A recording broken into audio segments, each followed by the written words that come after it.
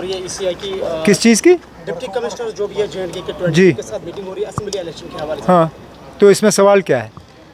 तो आप कैसे देखते हैं, क्या आप यकीन करते हैं कि शायद असेंबली इलेक्शन होंगे यहाँ पे? मतलब इसमें यकीन करने वाली क्या बात है? सुप्रीम कोर्ट ने कहा है कि 30 सितंबर से पहले यहाँ इंतखाबात जो हैं वो मुकम्मल होने चाहिए। वज़ीर आज़म साहब ने खुद यहाँ पे आके जिस दिन योगा किया उस दिन जम्मू कश्मीर के लोगों को ये विश्वास दिया कि यहाँ जो है समय पे इलेक्शन किए जाएंगे। होम मिनिस्टर साहब ने भी बिल्कुल यही बयान दिया। इलेक्शन कमीशन भी इलेक्शन की तैयारी कर रही है, तो इसमें अब शक की गुंजाइश कहाँ पर है? उमर साहब, जम्मू पीसफुल इलाका माना जाता था, मिलिटेंट एक्टिविटीज़ में इजाफा हो रहा है, आप देख रहे हैं कि सिचुएशन कैसी है, तो हाउ वुड यू रिएक्ट? मतलब ये सवाल आप बीजेपी से करिए ना। जो लोग 370 के यहाँ से उड़ाने के बाद ये दावा कर रहे थे कि सारी मिलिटेंसी 370 के साथ जुड़ी हुई है और इसको हटाने के बाद जो है जम्मू कश्मीर जो है पूरी तरह से यहाँ पे अमन छाया रहेगा, ये सवाल आप उनसे करिए। हमने बार बार कहा है कि मिलिटेंसी का 370 से कोई लेन देन नहीं था, हटाने से भी मिलिटेंसी पे कोई ख़ास असर नहीं पड़ेगा और ये साबित हुआ है। ये लोग लापरवाही कर रहे हैं, ये लोग अपने काम के तरफ ध्यान ही नहीं दे रहे हैं, बाकी चीज़ों में लगे हुए हैं।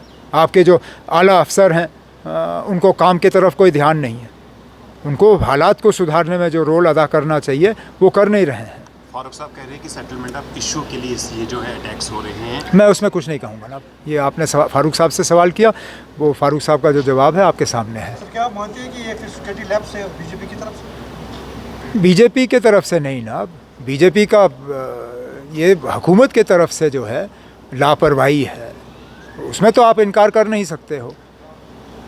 हालात जो हैं दिन ब दिन और ज़्यादा ख़राब होते जा रहे हैं, इसके लिए कसूरवार कौन है?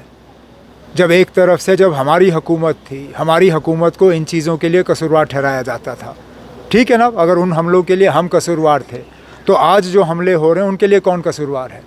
जाहिर सी बात है ये लोग हैं और उनको हालात सुधारने में जो रोल अदा करना चाहिए वो नहीं कर रहे हैं।